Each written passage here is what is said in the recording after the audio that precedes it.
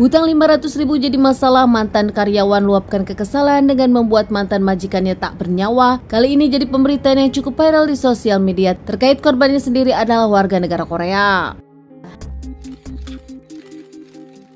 Di Kemang Pratama 2 Jawa Barat, Bekasi, konflik elit ini cukup menggambarkan saat itu, tanggal 15 Maret 2014.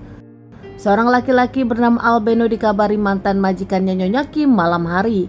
Tak menunggu waktu lama, saat itu Albeno pun langsung ke rumah Nyonya Kim. Nyonya Kim yang memang tinggal sendirian di komplek tersebut selalu meminta bantuan kepada mantan karyawannya atau kepada karyawan-karyawan terkait masalah rumahnya. Kali ini dirinya meminta bantuan kepada Albeno, mantan karyawannya, untuk membenarkan mesin cuci. Kebetulan Albeno sendiri memang dikenal Nyonya Kim cukup lama. Saat itu Albeno pun datang dengan membawa perkakas akan berniat membetulkan mesin cuci Nyonya Kim. Tak punya pengalaman memperbaiki mesin cuci tersebut hingga akhirnya menghabiskan jam-jaman, dirinya akhirnya berhasil. Albeno berhasil membetulkan mesin cuci Nyonya Kim hingga bisa dipakai lagi. Saat itu Albeno pun memberitahu Nyonya Kim dan memperlihatkan kepada Nyonya Kim kalau mesin cuci yang rusak kini sudah jalan lagi. Albeno pun dalam hati berharap kalau dirinya mendapatkan bayaran yang cukup setelah memperbaiki mesin cuci Nyonya Kim. Namun ternyata kenyataannya Albeno hanya mendapatkan kekecewaan. Ternyata Albeno tak mendapatkan apa-apa saat ditagih masalah uang. Albeno hanya mendapatkan pernyataan dari Nyonya Kim kalau selama ini Albeno punya hutang kepada Nyonya Kim senilai 500.000 tak pernah terbayarkan. Bahkan ini dianggap oleh Nyonya Kim sebagai bayaran untuk membetulkan mesin cuci. Tak terima Albeno saat itu, merasa dirinya memang punya hutang namun tak bisa terbayarkan kini. Albeno yang berharap Nyonya Kim membayarkan dulu atas jasa membetulkan mesin cuci. Ada cekcok di antara Albeno dengan Nyonya Kim. Saat itu Albeno kesal kepada Nyonya Kim yang dinilai terlalu seenaknya. Nyonya Kim sendiri tinggal sendirian. Nyonya Kim berusia 50 tahun, warga negara Korea. Selain punya rumah di kawasan elit Bekasi Kemang Pratama, dirinya pun punya beberapa rumah di Jakarta Selatan. Warga Korea ini lahir di Korea namun setelah dewasa pindah ke Indonesia membuka usaha dan dirinya pun bekerja di salah satu perusahaan besar Korea yang ada di Indonesia. Nyonya Kim sendiri punya usaha garmen di Cakung, Jakarta Timur. Menurut karyawan lainnya, wanita ini dikenal sebagai wanita disiplin, baik, ramah, dan dekat dengan para karyawan. Saat ada kejadian ini pun para karyawan banyak yang merasa kehilangan saat Nyonya Kim berpulang. Namun nampaknya salah satu pegawai Nyonya Kim yang berusia 31 tahun bernama Albeno ini tinggal di Bogor merasa kalau Nyonya Kim majikan yang kasar, tak tahu diri, bahkan selalu merugikan karyawannya termasuk Albeno yang saat itu tak dibayar. Memang benar saat menjadi karyawan Nyonya Kim, Albeno sempat meminjam uang 500.000 dan tak pernah dibayar. Sering tak mendapatkan perlakuan tak menyenangkan dari Nyonya Kim hingga Albeno mengaku dirinya tak kuat dan keluar kerja. Di saat sudah keluar kerja pun Nyonya Kim selalu mengingatkan Albeno untuk membayar hutangnya, namun Albeno tak peduli. Hingga akhirnya saat Albeno berhasil memperbaiki, Albeno tak dibayar karena masih hutang kepada Nyonya Kim.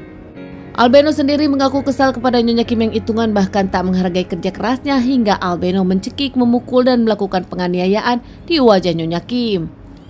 Nyonya Kim melakukan perlawanan namun tak bisa hingga akhirnya Nyonya Kim pun menghembuskan napas terakhirnya.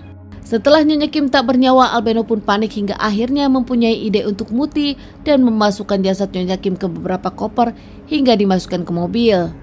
Setelah dimasukkan ke mobil, Albeno pun berencana membuangnya di berbagai tempat.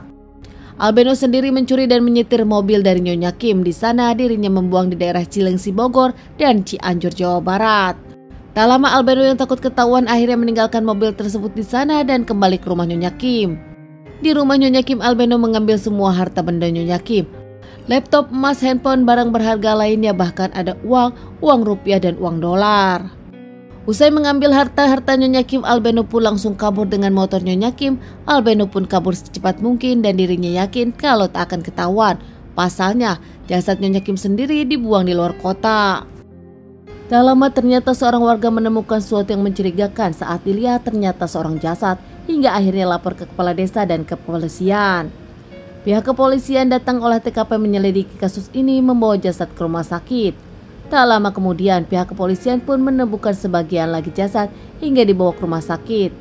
Polres Cianjur dengan Polres Bogor pun bekerja sama melakukan pengembangan. Setelah diumumkan ternyata ada teman Nyonya Kim yang mengenali dan langsung ke polisi.